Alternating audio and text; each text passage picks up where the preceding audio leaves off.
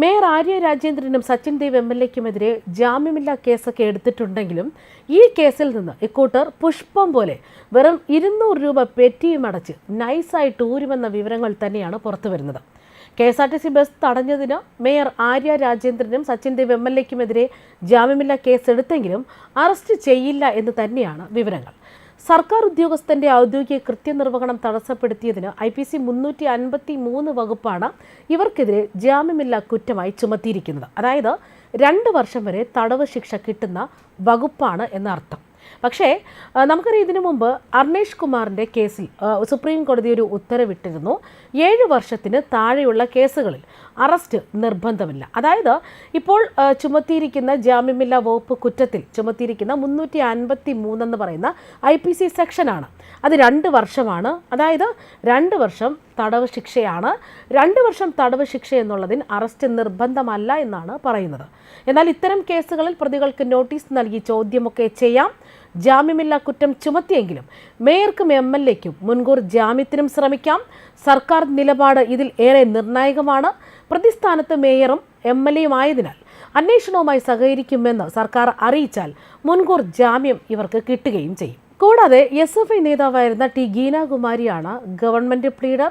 മാത്രമല്ല, മുൻകൂർ ജാമ്യത്തിനായി മേയറോ MLAയോ കോടതി വരാന്തയിൽ കയറേണ്ട ആവശ്യം പോലുമില്ല. അഭിഭാഷകരെത്തി പറഞ്ഞാൽ മതിയെന്ന് പോലും നിയമവിദഗ്ധർ പറയുകയാണ്. ഇനി കോടതി മുൻകൂർ ജാമ്യം അനുവദിച്ചാലാകട്ടെ 2 ജാമ്യക്കാരെ മാത്രം ഹാജരാക്കുക.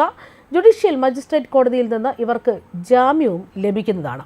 ഇനി മറ്റൊന്ന്, മേയർക്കും കൂട്ടർക്കുമെതിരെയുള്ള തെളിവ് നശിപ്പിക്കലിനുള്ള 7 വർഷം തടവ് ശിക്ഷ കിട്ടാവുന്ന വകുപ്പുണ്ട്. അത് ചുമത്തിയിട്ടുണ്ടെങ്കിലും ഇതും ജാമ്യം കിട്ടുന്ന വകുപ്പ് തന്നെയാണ്. പക്ഷേ കുറ്റം ചുമത്തിയാൽ വിചാരണ സെക്ഷൻ കോടതിയിലാക്കണം. പൊതുശല്യം ഉണ്ടാക്കിയതിനുള്ള വകുപ്പിന് 200 രൂപ പിഴ മാത്രമേ ഉള്ളൂ ശിക്ഷ. ഇനി അന്യായമായി തടഞ്ഞു വെക്കലിനാകട്ടെ 1 മാസം തടവും പിഴയും ശിക്ഷയുണ്ട്.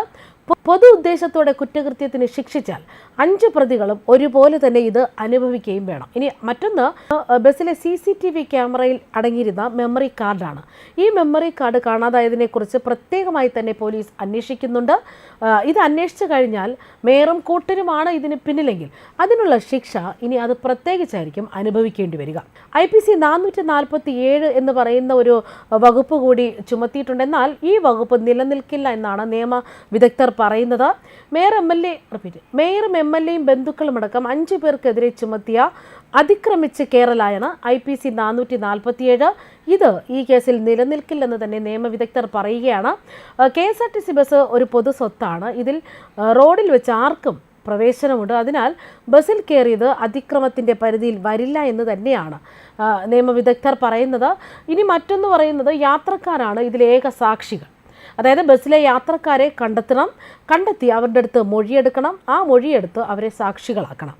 ഇവരുടെ പക്കൽ മറ്റ് വീഡിയോ ദൃശ്യങ്ങൾ എന്തെങ്കിലും ഉണ്ടെങ്കിൽ ആ രേഖകളും പോലീസ് ശേഖരിക്കും. ഇനി അടുത്തൊന്ന്, പ്രതികളുടെ മൊഴി എടുക്കേണ്ടതാണ്. തെളിവ് ശേഖരിക്കുന്നുണ്ടെങ്കിൽ അത് ശേഖരിക്കണം. നോട്ടീസ് നൽകി ഇവരെ വിളിച്ചു വരുത്തണം. രേഖകളും തെളിവുകളും ഒന്നുമില്ലെങ്കിൽ കേസ് എഴുതിത്തള്ളാൻ പോലീസിന് കോടതിയിൽ റിപ്പോർട്ട് നൽകാം. എഴുതിത്തള്ളൽ റിപ്പോർട്ടാണെങ്കിൽ കോടതി ഡ്രൈവർ യദുവിന് നോട്ടീസ് അയക്കും. യദുവിന് എതിർ ഹർജി ഫയൽ ചെയ്യാനും അവസരമുണ്ടാകും. ഇതാണ് മേയർ ആര്യ രാജേന്ദ്രനും ഡ്രൈവറും തമ്മിലുള്ള വിഷയത്തിൽ ഇപ്പോൾ നിയമവിദഗ്ധർ നൽകുന്ന ഉപദേശങ്ങൾ, നിയമവിദഗ്ധർ നൽകുന്ന നിർദ്ദേശങ്ങളൊക്കെ. അതായത് ഈ നിർദ്ദേശങ്ങൾ അനുസരിച്ച് തന്നെ ഈ കാര്യങ്ങൾ നിയമവിദഗ്ധർ നൽകുന്ന ഇത്തരം വിവരങ്ങൾ അനുസരിച്ച് തന്നെ ഈ കേസ് നിലവിൽ തള്ളിപ്പോകുമെന്നുള്ള വിവരങ്ങൾ തന്നെയാണ് വരുന്നത്. അറസ്റ്റ് നടപടികളില്ല. മാത്രമല്ല, പെറ്റി കേസായിട്ട് തന്നെ ഇത് മാറുന്നുണ്ട്. ഇത്തരത്തിൽ അതായത് ഡ്രൈവർ യദുവിനെതിരെ ആരോപിച്ച വലിയ ലൈംഗിക ചേഷ്ടകളെന്നൊക്കെ ആരോപിച്ച വലിയ കുറ്റങ്ങളെന്നൊക്കെ മാത്രമായിട്ട് ഇതിനെ മാറ്റുകയും മേയർ പ്രതിസ്ഥാനത്ത് വരുന്ന ഈ കേസ് എഴുതി തള്ളുമെന്ന അവസ്ഥയിലേക്ക് തന്നെ കേസ് ഇപ്പോൾ എത്തിച്ചേർന്നുകൊണ്ടിരിക്കുന്നു എന്ന വിവരങ്ങളാണ് പുറത്തു വരുന്നത്. ന്യൂസ് ഡെസ്ക് കർമ്മ ന്യൂസ്.